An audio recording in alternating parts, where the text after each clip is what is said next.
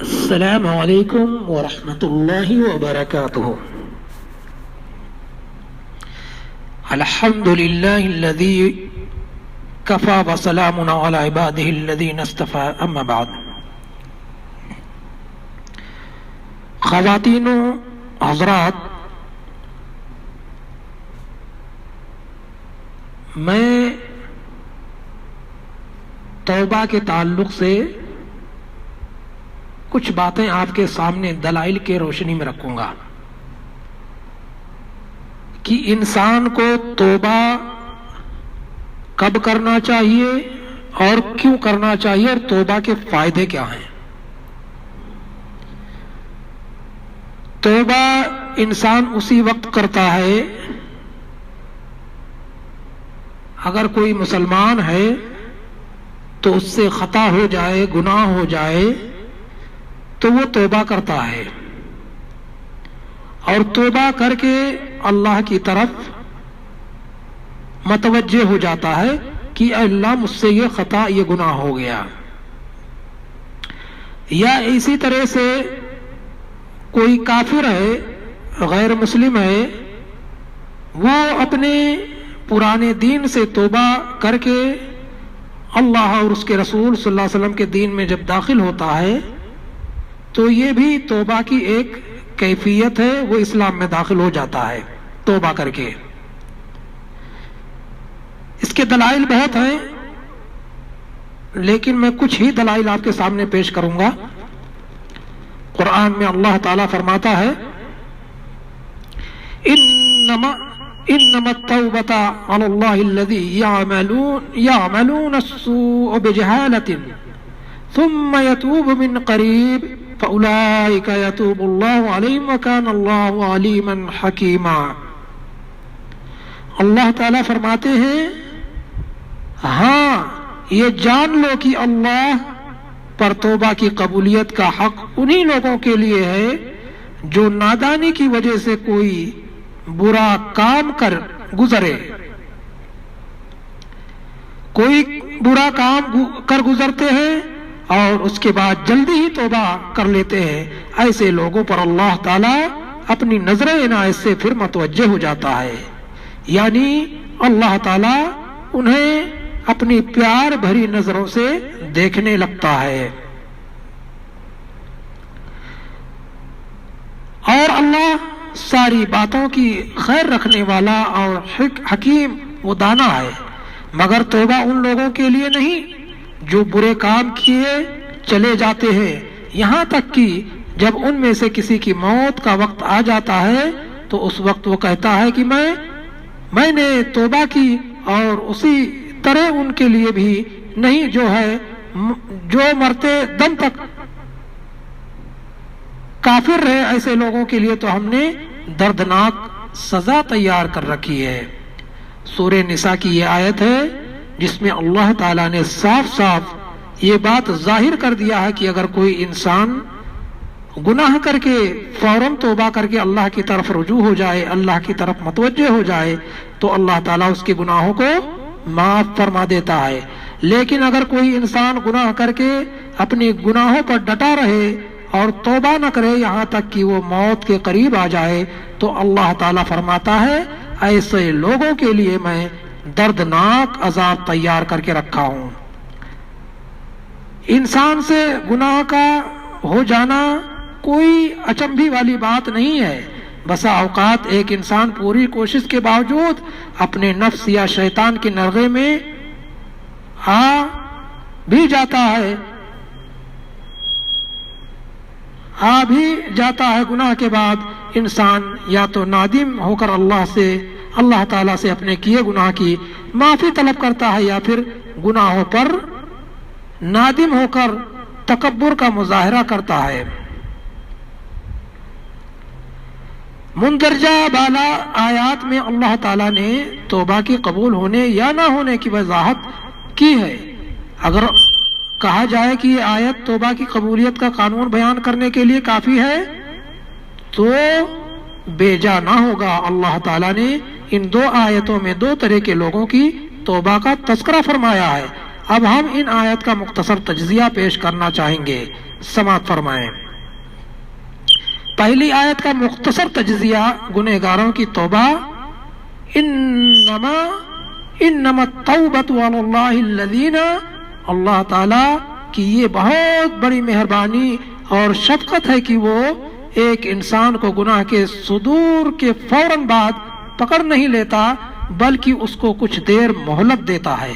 کچھ دیر وقت دیتا ہے، تاکہ اسے اپنے برے رویے کا بخوبی علم ہو سکے اور وہ اپنے آپ کو غلط راہ سے ہٹا کر سیدھی راہ پر لگانے کی کوشش کرے۔ یہی وجہ ہے کہ اس آیت میں بھی اللہ تعالیٰ نے سب سے پہلے ان گنہگاروں کے لیے جو نادانی یا جہالت کی بنا پر کوئی گناہ کر بیٹھتے ہیں، اپنے برے فعل کے انجام میں کسی وعید یا سزا کی نہیں بلکہ توبہ کا تذکرہ فرمایا اللہ نے۔ دوسری آیت جس کا خلاصہ یہ ہے یعملون السوء بجہالہ کے الفاظ خاص طور پر قابل غور ہے، یعنی ایسے لوگ کوئی برا فعل جہالت کے بنا پر کرتے ہیں یا اس فعل میں کسی تکبر یا سرکشی کی عنصر موجود نہیں ہوتا، کیونکہ اس کی وجہ بیان کرتے ہوئے اللہ تعالیٰ ان کے اگلے فعل کا تذکرہ فرماتے ہیں، ثم یتوب من قریب، کہ ان کو اپنے برے رویے کا علم ہو جاتا ہے اور وہ مزید دیر کیے اپنے پروردگار کے حضور معافی کی طلبگار ہوتے ہیں۔ اس آیت میں لفظ السوء واحد استعمال فرما کر یہ واضح کیا ہے کہ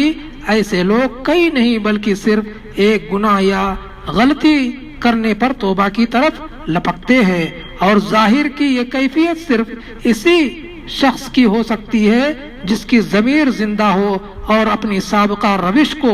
بدلنے کی خواہش مند اور متمنی ہو۔ فَأُولَٰئِكَ يَتُوبُ اللَّهُ عَلَيْهِمْ، فرما کر اللہ تعالیٰ نے یہ بات واضح کر دیا اور ظاہر کر دیا، باور کروایا کہ اللہ تعالیٰ کی رحمت کے مستحق دراصل یہی لوگ ہیں۔ وَكَانَ اللَّهُ عَلِيمًا حَكِيمًا کے الفاظ اس بات پر دلالت کرتے ہیں کہ اللہ تعالیٰ ہی ان لوگوں کو جانتا ہے جو اس کی جانب میں سچے دل سے توبہ کرتے ہیں اور گناہ کا ارتکاب کرنے کے بعد سزا دینے کی بجائے توبہ کا موقع فراہم کرنا اور اس کو قبول کرنا بھی اسی کی حکمت ہے۔ اس آیت کی تائید ان آیات سے بھی ہوتی ہے، والذین اذا فعلوا فاحشہ او ظلموا انفسهم ذکروا اللہ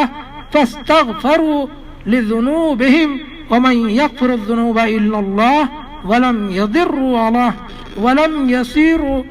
يسيروا على ما فعلوا وهم يعلمون، اور جن کا حال یہ ہے کہ اگر کبھی کوئی فحش کام ان سے سرزد ہو جاتا ہے، کوئی ایسا غلط کام ان سے سرزد ہو جاتا ہے یا کسی گناہ کا ارتکاب کر کے وہ اپنے ظلم کو بیٹھتے ہیں تو معاذ اللہ تو اللہ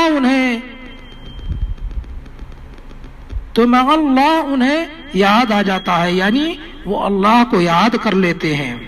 اور اس سے وہ اپنے قصوروں کی معافی چاہتے ہیں، کیونکہ اللہ کے سوا اور کون ہے جو گناہ معاف کر سکتا ہے، اور وہ دیدہ و دانستہ اپنے کے پراسرار نہیں کرتے۔ قرآن کی اس سورہ آل عمران کی آیت میں اللہ تعالیٰ فرماتا ہے وَإِذَا جَاءَكَ الَّذِينَ يُؤْمِنُونَ بِآيَاتِنَا فَقُلْ سَلَامٌ عَلَيْكُمْ كُتِبَ رَبُّكُمْ عَلَى نَفْسِهِ الرَّحْمَةِ أَنَّهُ مَنْ عَمِلَ مِنكُمْ السُّوءَ بِجَهَالَةٍ ثم تاب من بعده وأصلح فأنه غفور رحیم، جب تمہارے پاس وہ لوگ آئیں جو ہماری آیت پر ایمان لاتے ہیں تو ان سے کہو تم پر سلامتی ہے، تمہارے رب نے رحم و کرم کا شیوا اپنے اوپر لازم کر لیا ہے، اور اس کا رحم و کرم ہی ہے کہ اگر تم میں سے کوئی نادانی کے ساتھ کسی برائی کو کر بیٹھے یا کر بیٹھا ہو پھر اس کے بعد توبہ کرے اور اصلاح کر لے تو وہ اسے معاف کر دیتا ہے اور نرمی سے کام لیتا ہے۔ قرآن کی سورہ انعام کی اس آیت میں اللہ تعالیٰ نے فرمایا ثم ان ربك للذين عملوا السوء بجهالة ثم تابوا من بعد ذلك واصلحوا ان ربك من بعدها لغفور رحیم. البتہ جن لوگوں نے جہالت کی بنا پر برا عمل کیا اور پھر توبہ کر کے اپنے عمل کی اصلاح کر لی تو یقیناً توبہ و اصلاح کے بعد تیرا رب ان کے لیے غفور اور رحیم ہے. اسی طرح دوسری آیت کا مختصر تجزیہ سماعت فرمائیں. وَلَيْسَتِ التَّوْبَةُ لِلَّذِينَ کے الفاظ اب ان لوگوں کی طرف اشارہ کر رہے ہیں جن کا رویہ اور کیفیت پہلے لوگوں سے اکثر مختلف ہے. گویا اسلوب کا آغاز ہی توبہ کی قبولیت کی نفی سے ہوا جو ایک بہت بڑا دھچکا ہے. یعملون السیئات کے الفاظ اس بات کا صریح ثبوت ہے کہ ایسے لوگ صرف ایک نہیں بلکہ کئی گناہوں کا ارتکاب کرتے ہیں اور اپنی اس روش کو بڑی دیدہ دلیری سے جاری رکھتے ہیں اور توبہ سے عمدن غفلت برتتے ہیں. یہی وجہ ہے جو ان کے سوء عمل میں تکبر و سرکشی کا عنصر صاف جھلکتا ہے. حتی اذا حضر احدکم الموت الفاظ اس بات کی طرف اشارہ کر رہے ہیں کہ یہ بری روش ان کی موت کے وقت تک جاری رہتی ہے. یعنی اس قسم کے لوگ گناہ کے ارتکاب کو اپنی مستقل روش بنا لیتے ہیں. قال انی تبت الآن پھر جب انہیں لگتا ہے کہ اب ان کی موت کا وقت قریب آ لگا ہے اور وہ مزید اپنی بری روش کو برقرار رکھنے کا موقع نہیں پاتے تو جھٹ توبہ کا ڈھونگ رچانے لگتے ہیں کہ شاید کسی طرح عقاب الہی سے نجات مل جائے. چونکہ ان کا مقصد حقیقی اس خاص وقت میں عقاب الہی سے بچنا ہوتا ہے نہ کہ نادم ہونا اور اپنی اصلاح کرنا جو توبہ کی قبولیت کے لیے شرط ہے. اس لیے کہ توبہ بھی ہرگز قبول نہیں کی جاتی. والذین یموتون وہم کفار اسی طرح ان لوگوں کی توبہ بھی نامقبول ہے جو مرتے دم تک کفر پر قائم رہتے ہیں. تو ان ساری آیات سے ہمیں پتہ چلتا ہے کہ جو لوگ توبہ کرنے میں دیری کرتے ہیں اللہ تعالیٰ ان کی توبہ کو قبول نہیں کرتا ہے بلکہ اللہ تعالیٰ ان کی توبہ کو رد کر دیتا ہے. لیکن جو لوگ توبہ کرنے میں جلدی کرتے ہیں اور اللہ کی طرف متوجہ ہو جاتے ہیں اللہ تعالیٰ ان کی توبہ کو قبول کرتا ہے اور توبہ کو قبول کرنے کے ساتھ ساتھ اللہ ان سے محبت کرنے لگتا ہے. اللہ ہم سب کو توبہ کرنے اور جلد سے جلد توبہ کرنے والا انسان بنائے. اور اگر کوئی خطائیں ہم سے سرزد ہو گئی ہیں تو اللہ تعالیٰ ان خطاؤں کو اللہ تعالیٰ تو معاف فرما دے اور جلد توبہ کرنے والوں میں ہمیں شمار کر. اور بار الہ اگر ہم سے کوئی خطا ہوئی ہو جانے انجانے میں تو ان خطاؤں کو معاف فرما دے. آمین یا رب العالمین.